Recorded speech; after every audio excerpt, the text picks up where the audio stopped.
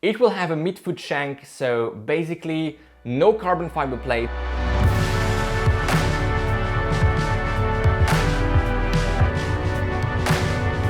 Hey everyone, and welcome back on the channel. My name is Alex, and today we have another episode of Remote Decoder, not focused only on shoes.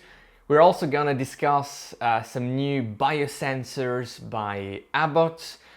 We're gonna discuss some new watches by Garmin, and last but certainly not least, we will have a closer look at the Nike Streakfly releasing very soon. I will give you more details on the release date, the price, and so on. So stay tuned for that at the end of the video. But first, let's start with some new biosensors by Abbott.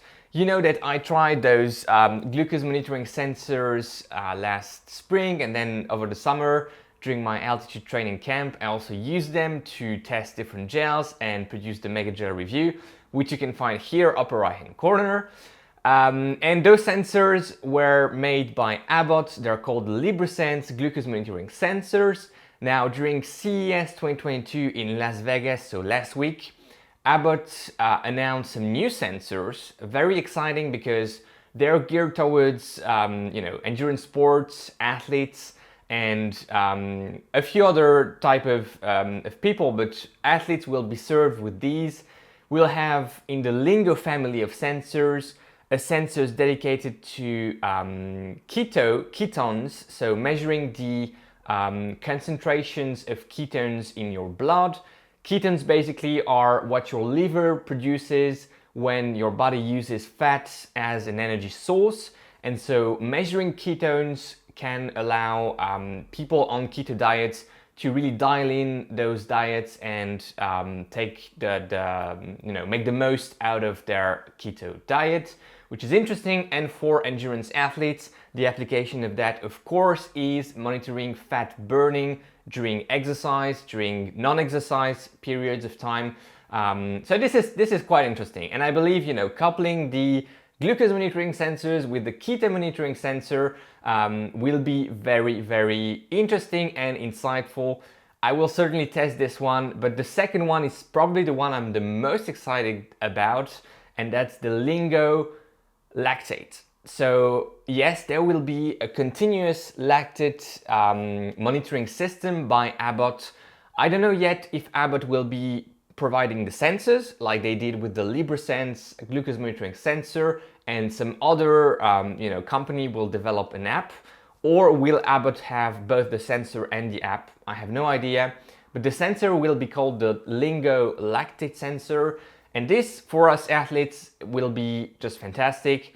I'm a big fan of measuring lactate on myself, on my coached athletes, but it's not super easy, and you need to prick people in their fingertips or in their earlobes.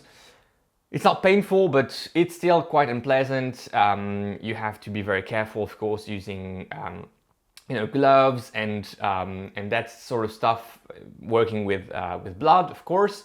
And the lactate stripes are quite expensive. The measuring machine is quite expensive.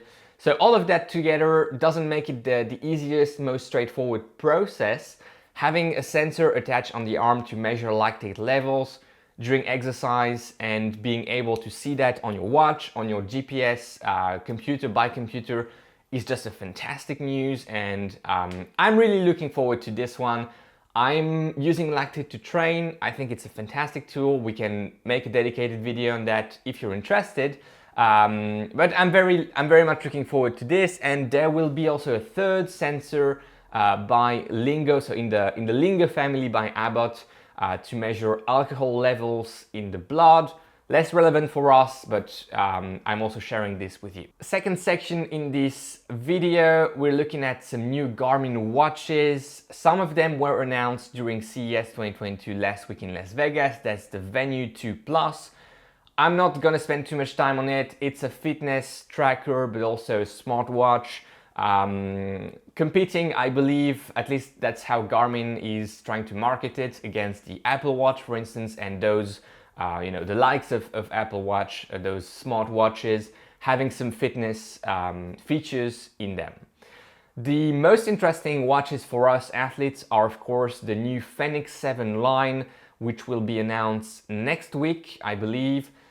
So Fenix 7, Fenix 7S and 7X. No big changes, and I am a bit disappointed. Still waiting for the official announcement and maybe some extra news that I'm not aware of. But not super,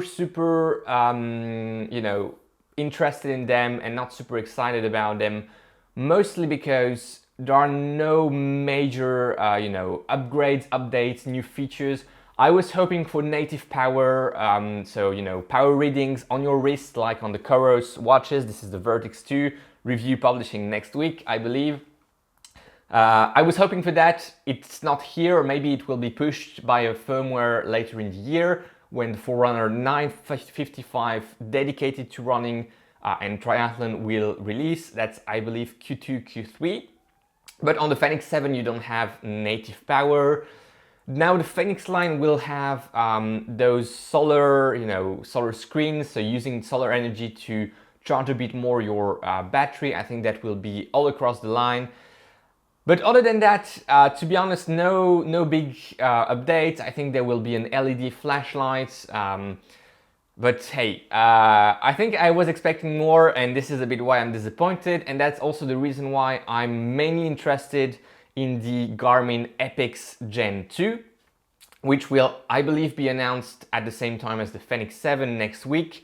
So instead of having traditional, displays, the Epix Gen 2 will come with a OLED display, which I believe will really give it a fantastic looking display and lots of light on it, lots of readability on different angles, but also it will come at the cost of battery life, which still will be quite good. I believe it will be around 2 weeks, which is really fantastic. That's without GPS activities, of course, but even with them, if you have 1 week of battery life, that's fine for me.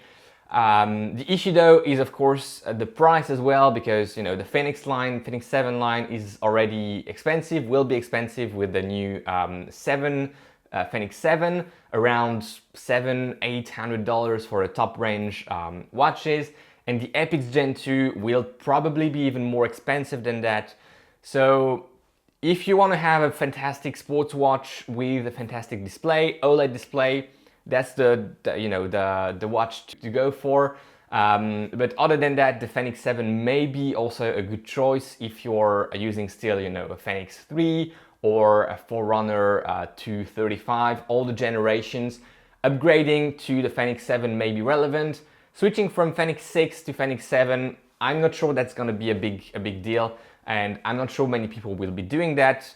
But let me know in the comments, are you interested in these new watches, and should I review one of them, either Fenix 7 or Epix Gen 2? Which one would you like me to review and compare against other watches? Let me know in the comments. And while you're down there, don't hesitate to like the video and subscribe. It does really help the channel. Thank you very much. Last but not least, Nike Streakfly. So, this is the 5K, 10K racing flat, new generation racing flat by Nike. It will come with a stack height of 32 millimeters in the heel, 26 in the forefoot, 6 millimeters drop, just 1 millimeter less of stack height compared to the Adidas Adizero Takumi Sen 8, which we reviewed on the channel, and which is, I think, one of the main competitors against the Streakfly. Very excited about this shoe, of course. Full ZoomX midsole, TPE ZoomX says Nike. So I'm not sure if this is, traditional ZoomX, another flavor. We've seen different flavors on different shoes with the new recycled ZoomX, and even on some, Vaporfly V1, V2. There are some discrepancies between ZoomX foams, so curious about how this one will ride. It will have a midfoot shank, so basically no carbon fiber plate, no forefoot plate, but that shank acts a bit like a plate. It's an insert. This time I think they will go with either a plastic nylon one or maybe Pebax one. The previous iterations of Nike Streak shoes had a Pebax midfoot shank. So here I believe we may see the same type of compound for that shank. It will add some rigidity in the forefoot, a bit of stability, and maybe some propulsion, not the same type of lever action as a carbon fiber plate, but still something in that direction and helping a bit reduce the plushness and instability of the ZoomX foam in the forefoot. Price point $160, 160 euros, I believe. And release date, maybe some limited units will drop on February, I think the 22nd or 23rd, and then early March they should be available in many regions. That's it for today, guys. I hope you enjoyed this episode of Remote Decoder, not only on shoes but other endurance related stuff. Enjoy your run today, enjoy your ride, and go beyond your limits, and most importantly, take care. Bye bye.